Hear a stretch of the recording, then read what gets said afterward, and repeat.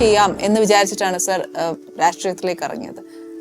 സമൂഹ സേവനമാണല്ലോ നമ്മുടെ രാഷ്ട്രീയത്തിലേക്ക് ഇറങ്ങുന്ന മെയിൻ ഒരു ഇത് എന്ന് പറയുന്നത്. അപ്പൊ എന്ത് സാറിന്റെ ഉള്ളില് എന്ത് പ്ലസ് നമുക്ക് സമൂഹത്തിന് ചെയ്യാം എന്ന് വിചാരിച്ചിട്ടാണ് സാർ? ഒരു കലാകാരൻ പരിചയപ്പെടുന്ന ഒരു മേഖലയാണ് രാഷ്ട്രീയം. ഒരു കലാകാരന് രാഷ്ട്രീയത്തിലെ പല കാര്യങ്ങളും ഉൾക്കൊള്ളാൻ പറ്റത്തില്ല. ഇതൊക്കെ എനിക്ക് മനസ്സിലാക്കാൻ 7 വർഷം വേണ്ടി വന്നു. ആ 7 വർഷം കൊണ്ടൊരു 10 സിനിമ ചെയ്യാമായിരുന്നു. അപ്പോൾ ഇപ്പോഴത്തെ ആഗ്രഹം എന്തെന്ന് പറഞ്ഞാൽ ആ 7 വർഷം തിരിച്ചു പിടിക്കണം എന്നുള്ളതാണ്. കാരണം ഇനി അങ്ങോട്ട് ഒരുപാട് വർഷങ്ങളില്ല എന്നുള്ളത് സ്വയം അറിയാമല്ലോ. അല്ല അത് സത്യമായിട്ട് പറയണ്ടേ നമ്മൾ ഇനി അങ്ങോട്ട്. കാരണം എന്ന് പറഞ്ഞാൽ നമുക്ക് അറിയാമല്ലോ നമ്മുടെ ഇപ്പോൾ അതും മേനോൻ സാറ് എന്നെ കണ്ട ഒരു ദിവസം പറഞ്ഞത്, ഞങ്ങൾ ഇച്ചിരി കൂട്ടാണ് മേനോൻ സാറുമായിട്ട്. അതുകൊണ്ട് ഈ മേനോൻ സാറിൻ്റെ കാര്യം ഇടയ്ക്കിടയ്ക്ക് വരുന്നത്. രാജസേനൻ നിങ്ങളെ കണ്ടാൽ ചെറുപ്പമാണ്, നിങ്ങളെ കണ്ടാൽ വലിയ പ്രായമൊന്നും തോന്നിക്കില്ല, പക്ഷേ നിങ്ങളുടെ ഉള്ളിൽ പ്രായമുണ്ട്. ശരിയല്ലേ എന്ന് ചോദിച്ചു. ഞാൻ പറഞ്ഞു കറക്റ്റാണ് സാർ, ഉള്ളിൽ പ്രായമുണ്ട്, അത് ആർക്കും നിഷേധിക്കാൻ പറ്റത്തില്ല. ചിലപ്പോൾ നമ്മുടെ ജീവിത രീതി കൊണ്ടോ അത്യാവശ്യം വൃത്തിയായിട്ട് ജീവിക്കുന്നുണ്ടോ അല്ലെങ്കിൽ അങ്ങനെയൊക്കെ ചിലപ്പോൾ ചില രൂപത്തിലൊക്കെ ചില ഇത് കിട്ടാം. ഇച്ചിരി കുറച്ച് നാളൊക്കെ ചെറുപ്പമായിട്ടൊക്കെ ഇരിക്കുന്ന പോലെയൊക്കെ തോന്നിയെന്ന് വരാം. പക്ഷെ പ്രായം തന്നെയാണ്. അപ്പം അതുകൊണ്ടാണ് ഞാൻ പറഞ്ഞത് എനിക്ക് ആ 7 വർഷം തിരിച്ചു പിടിക്കണം എന്ന് പറഞ്ഞത്. കാരണം അങ്ങോട്ട് ഇനി 7 വർഷവും പിന്നൊരു 7 വർഷവും പിന്നൊരു 7 വർഷം ഒന്നും പിടിക്കാനുള്ള സമയമില്ല. അങ്ങനെ പറയരുത് സാർ, അങ്ങനെയൊന്നും പറയരുത്. ഫീൽ ചെയ്തായിരുന്നു സാർ, അങ്ങനെ പറയരുത്. ആയുസ്സും ആരോഗ്യം ഈശ്വരന് ഒരുപാട് തരട്ടെ സാർ.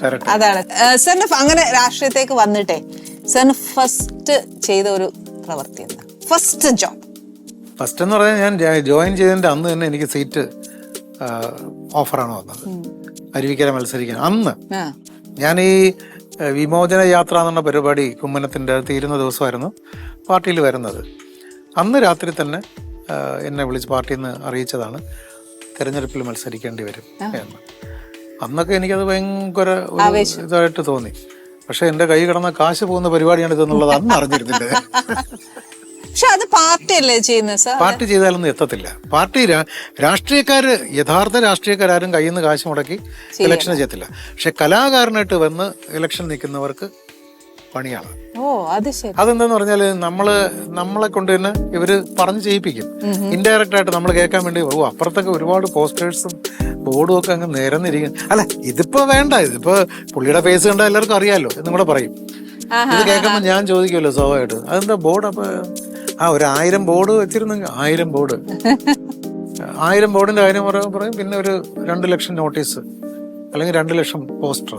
അപ്പൊ സാറിന്റെ ധാരണ ഇതല്ലായിരുന്നു അല്ല, അതിൽ പോയി കാശുണ്ടാക്കാന്നുള്ള ധാരണ എന്തായാലും ഇല്ല. കയ്യിൽ നിന്ന് കാശ് പോവില്ല ഒരു ധാരണ ഉണ്ടായിരുന്നു. അതിന്റെ കൂടെ നമുക്ക് സമൂഹത്തിലേക്ക് എന്തെങ്കിലും ചെയ്യാൻ പറ്റും എന്നുള്ളൊരു ആഗ്രഹം ഉണ്ടായിരുന്നു. അതൊക്കെ ഇപ്പോഴും ഉണ്ട് കേട്ടോ. അതിപ്പോ രാഷ്ട്രീയത്തിൽ അല്ലെങ്കിൽ പോലും സാമൂഹ്യ സേവനം എന്നുള്ളതൊക്കെ താല്പര്യം തന്നെയാണ്. പബ്ലിസിറ്റി അത് രാഷ്ട്രീയം ഒരു ഇതല്ലേ സാർ, വേ ഓഫ് പാത്ത് അല്ല. അല്ലാതെ നമുക്ക് ചെയ്യാം, പേഴ്സണലായിട്ട് എന്തെല്ലാം ചെയ്യാം. ഒരു ഇതാണല്ലോ ഞാൻ പറയുന്നത്. നമ്മൾ ചെയ്യുന്ന സേവനത്തിന് നമുക്ക് ക്യാമറയും ചാനലും ആവശ്യമില്ലെങ്കിൽ നമുക്ക് എവിടെ വേണമെങ്കിലും ചെയ്യാം.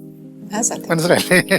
നമ്മളെ കൂടെ പുറകെ ആളുകൾ വന്നിട്ട് കുറെ ക്യാമറയൊക്കെ വന്നിട്ട് അവിടെ പൈസ കൊടുക്കുന്നു, ഇവിടെ അത് ചെയ്യുന്നു, അവിടെ ദാനം നൽകുന്നു എന്നൊക്കെ പറഞ്ഞിട്ട് ഒരു പബ്ലിസിറ്റി ഇല്ലാതെ ചെയ്യണമെങ്കിൽ നമുക്ക് വ്യക്തിപരമായിട്ട് ഇഷ്ടം പോലെ ചെയ്യാം. അങ്ങനെ ചെറിയ രീതിയിൽ. കാരണം വലിയ രീതിയിൽ ചെയ്യാൻ ഇപ്പൊ പറ്റത്തില്ല. 7 വർഷത്തെ ഗ്യാപ്പേ ഒരു വലിയ ഗ്യാപ്പ് തന്നെയാണ്. അവിടെയൊക്കെ ഈ സാമ്പത്തികമായിട്ടുള്ള പ്രശ്നങ്ങളൊക്കെ കയറി വരും. അതായത് നമുക്കിപ്പോ എന്തെങ്കിലും ആസ്തി ഉണ്ടെങ്കിൽ പോലും പോക്കറ്റ് കാശ് വേണമല്ലോ. അതുകൊണ്ട് സാർ അതിൽ നിന്ന് ഇച്ചിരി പിന്മാറി. കുറച്ച് വെച്ചിരിക്കുകയാണ്. സാർ ഇനി ഒരു കാര്യം പിന്മാറിയത് മാത്രമല്ല, രാഷ്ട്രീയ മാറ്റവും കൂടെ ഉണ്ട്. അത് അറിഞ്ഞില്ലെന്ന് തോന്നല്ലേ? സാർ മാറുകയും ചെയ്തു. അത് ചോദിക്കാൻ അത് വേണ്ട. അല്ല ശരിക്കും സാർ, അത് സാർ ഫസ്റ്റ് ഒരെണ്ണത്തിൽ വന്നു, പിന്നെ ഇങ്ങോട്ടേക്ക് മാറി. അതെന്തുകൊണ്ടാണ് സാർ അങ്ങനെ ഒരു മാറി എന്ന് പറഞ്ഞാൽ ഒരു ചെറിയ ഒരു മാനസിക പ്രശ്നം ഉണ്ടായി അവിടെ. സാറിന് ഈ പറഞ്ഞ പോലെ സാറിന് ആദ്യകാലത്തിൽ വേദനിപ്പിച്ചതുപോലെ ഇവിടെ ആരെങ്കിലും വേദനിപ്പിച്ചു? നമ്മള് കുറച്ച് ഇമോഷണൽ ആവുക, സെൻസിറ്റീവ് എന്നൊക്കെ പറയുന്ന സ്ഥലത്താണ് ഇതൊക്കെ സംഭവിക്കുന്നത്. ഇതൊക്കെ ഒരു ശക്തനായ ഒരു രാഷ്ട്രീയ നേതാവിന് അത്തരം ഫീലിങ്സ് ഒന്നും വരത്തില്ല. കാരണം അവർക്കത് വരാൻ പാടില്ല. കാരണം അവർ ഒരുപാട് കാര്യങ്ങൾ ഫേസ് ചെയ്യേണ്ടവരാണ്. പക്ഷെ ഒരു കലാകാരൻ, ചിന്തിക്കുന്നവൻ, എഴുതുന്നവൻ എന്നൊക്കെ പറയുന്നവന് ഇതെല്ലാം നമ്മുടെ തലയിൽ കയറും. ഓട്ടോമാറ്റിക്കലി വന്നു, ഇതെല്ലാം കയറും. ഇപ്പൊ ഈ ഇരിക്കുന്ന ആനി തന്നെ സംസാരിച്ചോണ്ടിരിക്കവേ പെട്ടെന്നൊന്ന് ചൂടായെന്ന് വെച്ചോളൂ. എനിക്കൊരു മാസത്തേക്ക് അതെന്റെ മനസ്സിൽ നിന്ന് മായത്തില്ല. കാരണം എന്ന് പറഞ്ഞാൽ തീർന്നു. ഞാൻ അവിടെ ഉരുകി. ഞാൻ ചിലപ്പോൾ ആനി ഒച്ച വയ്ക്കുന്നതിനേക്കാൾ ഉറച്ച് വേണമെങ്കിൽ ഒച്ച വയ്ക്കാം.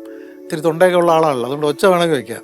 പക്ഷേ ആനിയുടെ ഫേസും ആ ശബ്ദവും ആ വാക്കുകളും നമ്മുടെ എൻ്റെ ഉള്ളിൽ തന്നെ മനസ്സിൽ നിന്ന് മാറാൻ കുറേ സമയമെടുക്കും. അവിടെയാണ് നമ്മൾ കലാകാരൻ താഴ്ന്നു പോകുന്നു. താന്നു പരാജയപ്പെടുന്ന അവിടെയാണ്. Ali's Kitchen. Let's cook with love.